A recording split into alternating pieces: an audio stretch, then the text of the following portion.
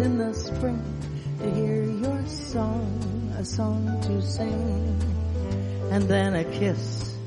More than this, I wish you love.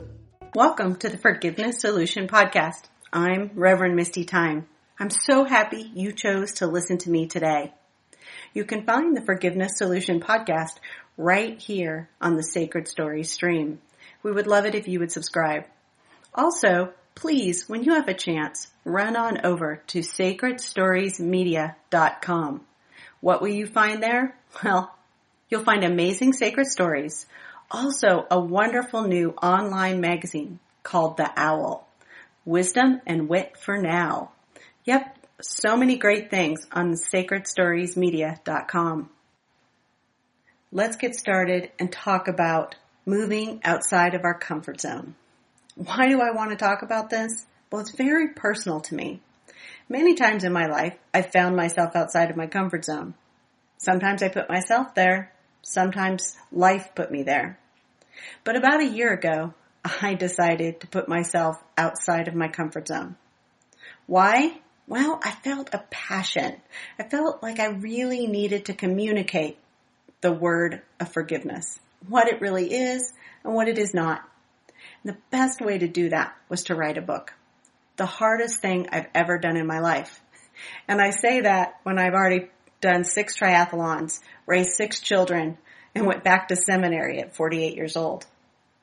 Writing a book was harder than any of that. Why would I do such a thing? Why wouldn't I stay where I was nice, warm, and cozy, loved and accepted, and knew I had the talent for what I was already doing, which was speaking and teaching and sharing my love of God? Well, again, I felt like I needed to get this out. I wanted to give it a try.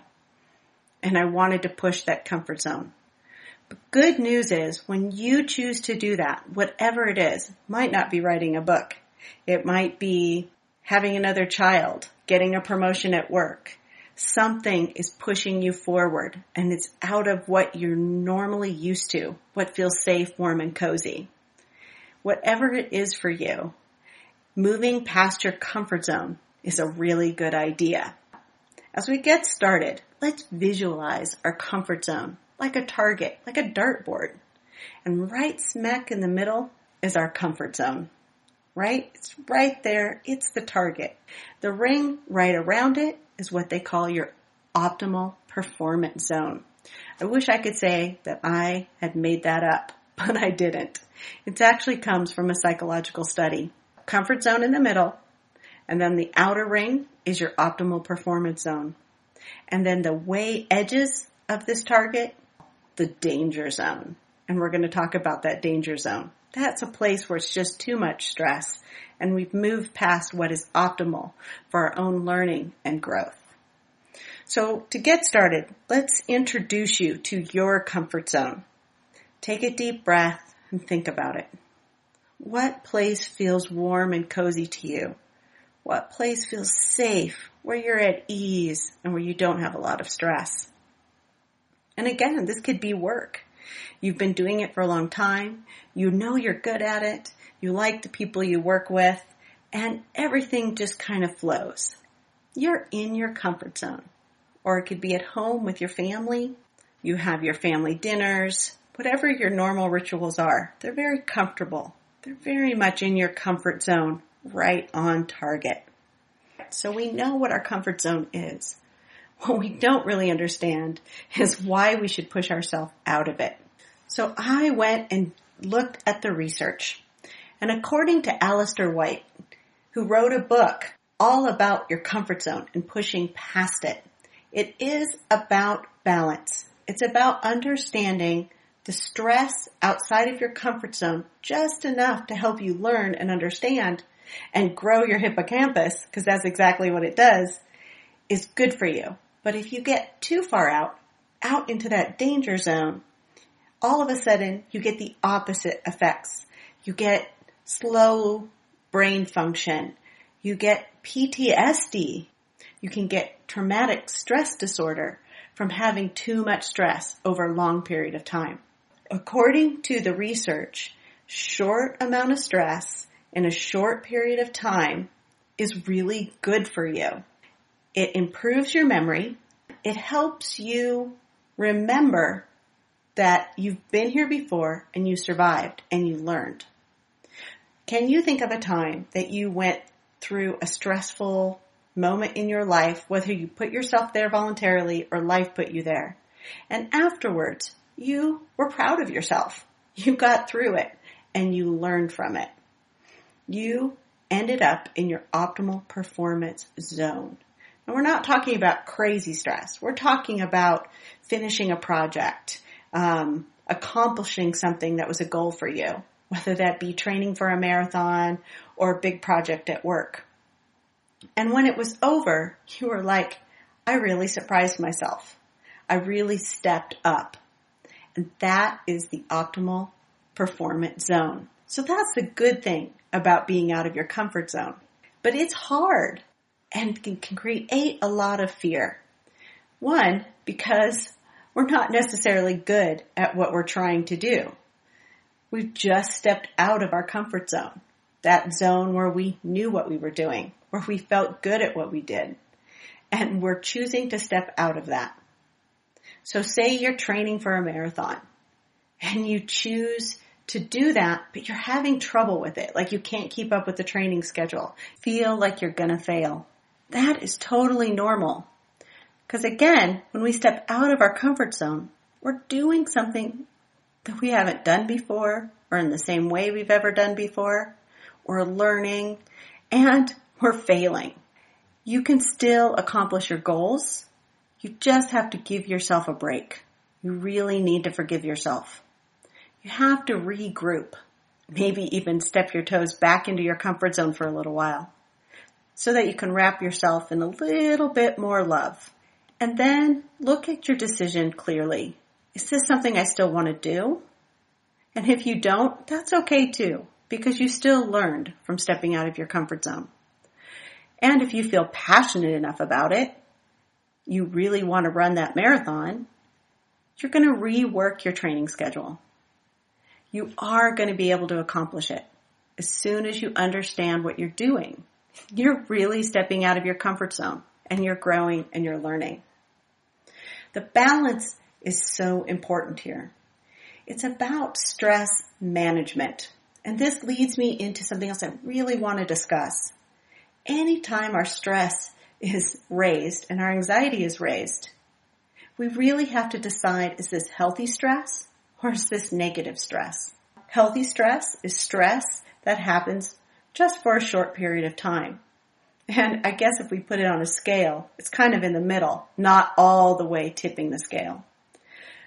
A little stress is good for us. It grows our hippocampus, and we even grow brain cells. Yes, our stem cells actually grow. We're learning and we're growing, and that's what we're here for, right? Just like that comfort zone target, if you get too much stress, you're on those outer edges, you will have the negative piece of stress. It'll last a longer period of time, and you don't get a break from it. And that is actually not beneficial for your brain or your immune system. It's been long documented. Long-term stress can cause heart disease. So that is not a good idea. When I say step out of your comfort zone, don't cause yourself so much stress that you're getting into the danger zone. And how do we avoid that?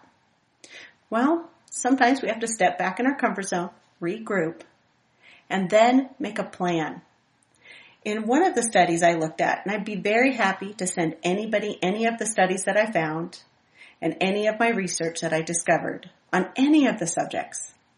But on this certain subject, what I found fascinating was that when we reach past our comfort zone and we're in our stress place, the healthy stress, that we actually perform so much better, that we increase our brain power. We're able to learn more and learn faster. And most importantly, if we're outside of our comfort zone, when we step back in our comfort zone and then we're put in a similar situation, it's not as scary anymore. It's like our comfort zone is expanding. Isn't that awesome? I know I want my comfort zone not to stay very small on the target. I want it to expand and grow. And I've been pushing myself that way definitely for the last year and a half. What is it in your life that you want to expand? Where do you want to step out of your comfort zone? It's important that you try, even if it's just a few toes outside of your comfort zone. Maybe you want to learn how to cook better, so you take cooking classes. You're a student when you're stepping outside of your comfort zone. You're not an expert. You become an expert when it becomes comfortable and you know that you're good at it and that you've learned and you could teach somebody else. That's when you're back in your comfort zone. But remember, anytime anything is new or scary, it's outside of your comfort zone. And that's a good thing. Let's do a little exercise. Grab a piece of paper. If you're running, go ahead and do this when you get back. On the piece of paper, write comfort zone on one side. Then go ahead in the middle, write optimal zone. And then on the very end, write danger zone. Under comfort zone, write what that comfort zone looks like to you. An example would be security, safety, comfort, and warmth. Something that's important to you. Now that was my list. What is your list? Under optimal zone, when was the time that you really stretched yourself? What did that feel like? For me, it was just the right amount of stress, not too much. So I wrote stress, because stress is actually a good thing. Also, goal setting is really big in my optimal zone. I love a goal.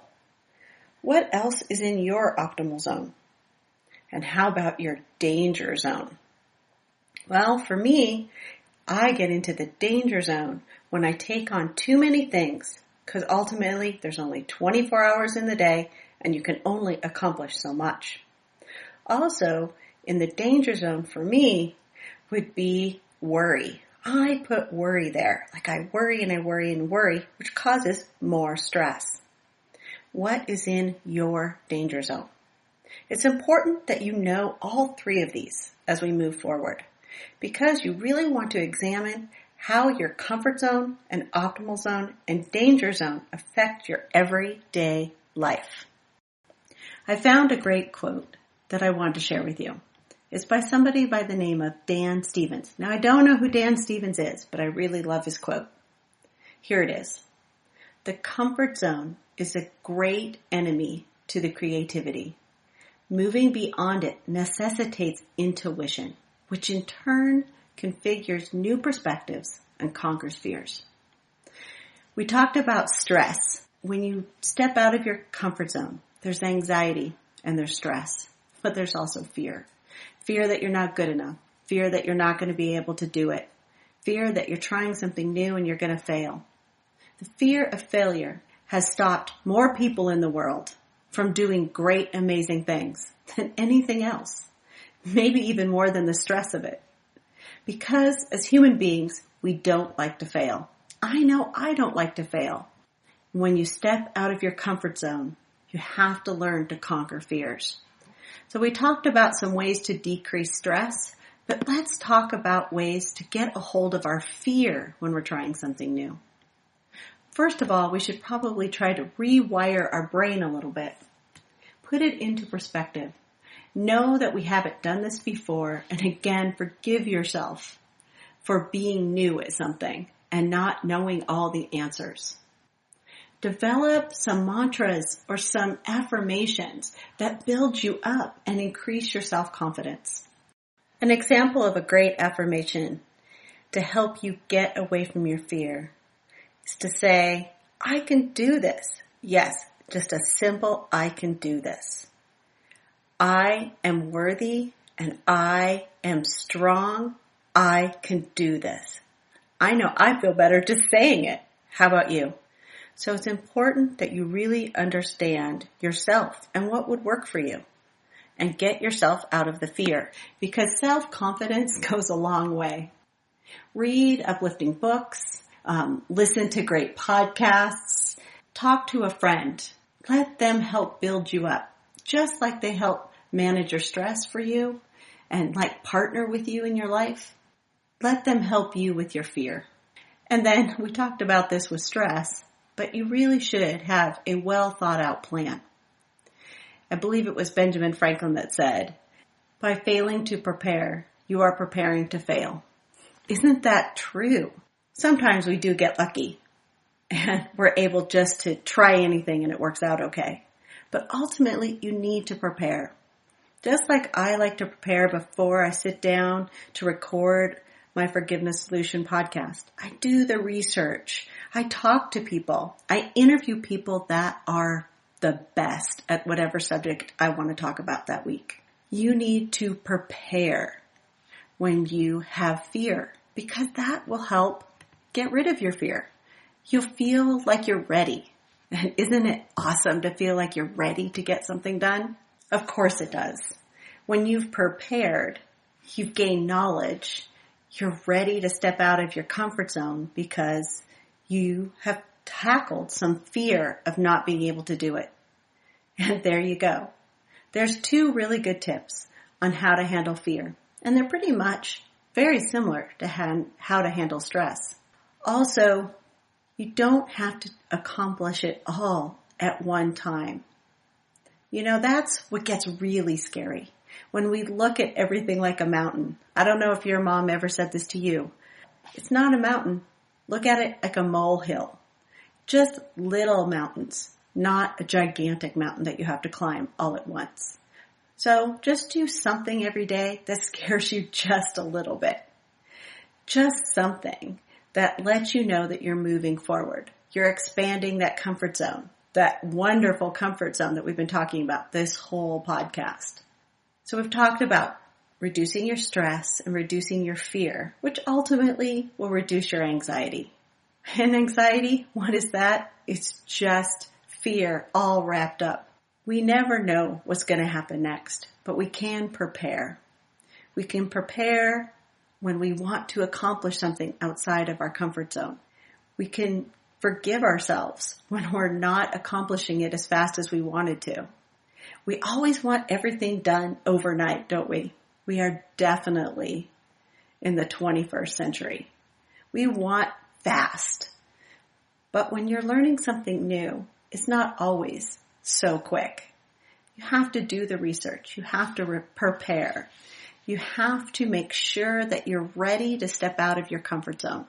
And when we were talking about stress, it said that you couldn't have it for a long period of time or it's negative. We only want the positive. Same with anxiety and fear. If you find yourself building back up in the anxiety and in the fear place, go back to your comfort zone and do your research and prepare.